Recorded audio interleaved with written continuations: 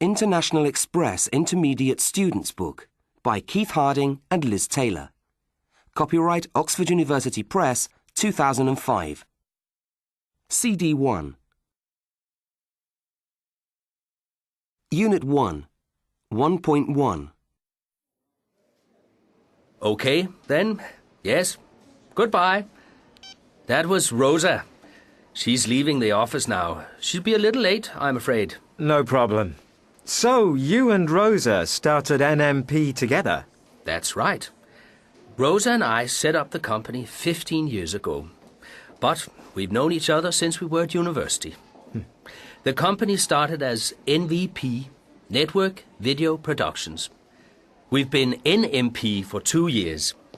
We decided to expand into other multimedia production work. Web design, media presentations, management training, and e-learning. Have you expanded the management as well, or is it still just you and Rosa? We've recruited 2 more managers since we became NMP, but Rosa and I are still very active. Do you and Rosa have separate roles? Yes, although we always discuss everything together. Rosa's the creative person. She gets the ideas. She knows the market very well and understands what the customers want. Rosa manages the projects from start to finish. My job is mainly to develop the business. I negotiate with the people who buy the programs. For the big projects that cost a lot, I look for financial partners who will share the costs and the profits. I see. And what about the 2 new managers? Paul, our new financial manager, deals with the financial aspects of running the business. We also have a new promotions manager, Louise. You're meeting her this afternoon. She handles all the marketing and advertising. She's working on 2 big launches at the moment, so currently she's very busy. Do you and Rosa travel much? Yes, we both do. I usually go abroad at least 4 or 5 times a month, and Rosa is rarely in her office for more than 2 days at a time. At the moment, she's working on 2 major projects, so she's traveling even more than usual. And Louise is very busy with the launches here.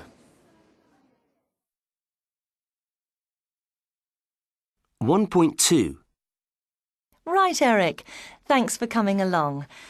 As Pete probably explained, I need to get some information on you for our publicity department for when we start to promote the project. Okay.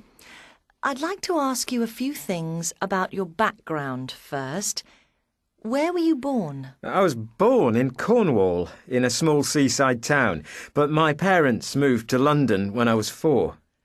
Did you grow up in London? Yes, I grew up in London and went to school there. What did you do after school? I went to college to study for a diploma in cookery, catering and hospitality management. I'd been interested in cookery since I was 14.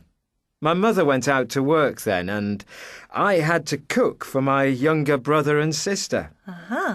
What did you do when you finished the cookery course? After the course, I started working as a chef in London.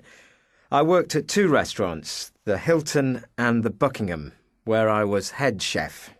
Where did you work after that? After the Buckingham, I went to France and then Italy, partly to learn more about cooking and partly to learn the languages. What languages do you speak? I speak English, French and Italian. I really enjoy speaking other languages, although I'm not so good at writing.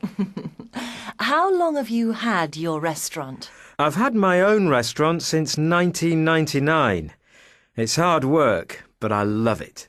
What do you enjoy doing in your free time? Apart from cookery, I enjoy playing tennis in the summer and skiing in the winter. OK. And finally, do you have any plans for the future? Yes, I do. My ambition is to open my own cookery school. Great. Well, thanks, Eric. I think we've got what we need. Good luck with the project. Thanks. 1.3. Hello, Eric. How are you?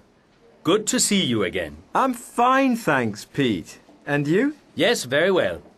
Eric, I'd like to introduce you to Claire, our secretary. Claire, this is Eric Carlin. He's going to play a major role in our new project. Yes, Rose has told me all about it. Pleased to meet you, Mr. Carlin. Pleased to meet you, too. I recognize you from your television programs, of course. I really enjoy them. Claire's another of your fans, Eric. Anyway, come into my office. I want to show you our plans for the project. 1.4. So, did you have any problems finding us? No, none at all. I walked here. My hotel is only a few minutes away. Oh, really? Which hotel are you staying in? I'm staying at the Garrick. It's in King Street. Do you know it? I know the name. What's it like? Oh, it's very pleasant. I always stay there when I come to London. How often do you come to London? 4 or 5 times a year. What about you? Do you travel abroad much? Yes, I do quite a lot of traveling, mostly in Europe, but I go to Canada and the States as well, about 2 or 3 times a year. Canada? That's interesting. Have you been to Toronto? No, I've never been to Toronto, but I had a wonderful holiday on Vancouver Island not long ago.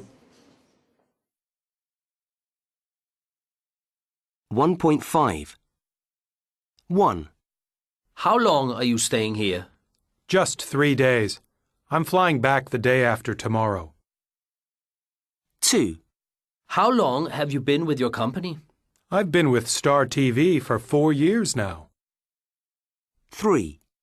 Isn't this weather wonderful? Yes, it is. We do get good weather in London sometimes. 4. Where did you spend your last holiday?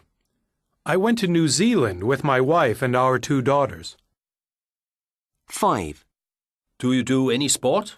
Yes, I play ice hockey in winter, and I do some sailing in summer. Unit 2. 2.1. Julie, when did you first get the idea for Friends Reunited? Well, it really started in July 1999 when I was on maternity leave from work. And a lot of the time before the baby was born, I didn't actually have much to do. I started to look back on my life. I thought about the friends I had at school, and I found myself wondering where they were now. Did they have families of their own? Did they still live in the same area? Were they married, divorced, still alive? And you thought the internet would be the ideal way to get in touch with old friends? Yes, that's right. I was a programmer at the time, so I had the skills. And it fitted in with my husband Stephen's plans.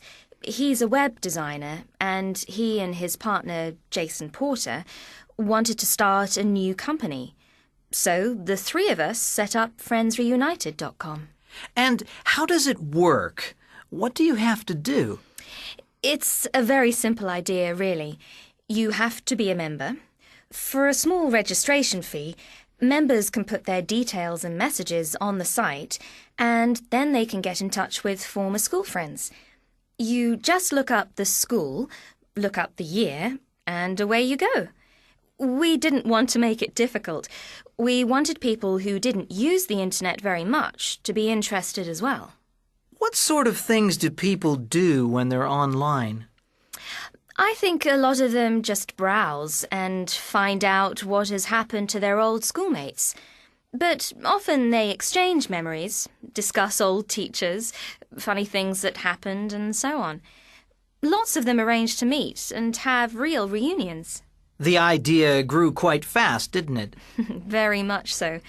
After just 3 years, in 2002, we had 7 million members and 45,000 schools and universities were registered.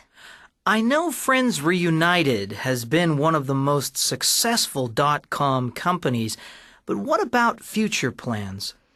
Well, we started in the UK, but since 2002, we've launched international sites in Australia, South Africa, New Zealand, and many other countries in Europe and beyond. We've also added over 400,000 workplaces to the system so that people can locate old work friends. We just want to keep on expanding, but keep the idea simple. Julie, thank you for talking to us. That was Julie Pankhurst, founder of Friends. 2.2. In this edition of Working Lives, I'm pleased to welcome Martin Leach, CEO of the Italian sports car manufacturer Maserati. Martin, can I start by asking you to tell us something about the company? Sure. It was founded in 1914, and in the early years it was run by the Maserati brothers from their base in Bologna in Italy. The local origins and a reputation for craftsmanship are still an important part of the company's style. The quality sports car industry is an industry where tradition is important, but you also have to be modern. The company moved from Bologna, didn't it? Yes, they moved the headquarters to Modena in 1940 and continued to produce cars for the international market as well as for racing. But I think the big change came in the 1990s. That's when Maserati really became a modern company. In what way? Well, the Fiat car company bought 100% of the share capital in 1993, and in 1997 there was a takeover of Maserati by Ferrari. So Ferrari is the parent company and Maserati is a subsidiary? Yes, although the two brands were kept separate. At the same time, they closed the factory and installed an ultra-modern assembly line which opened for production in 1998 and increased output to 2,000 cars a year. And in fact, nowadays we produce about 25 a day. That's still not a lot compared to the big companies, but remember, we're a specialist company.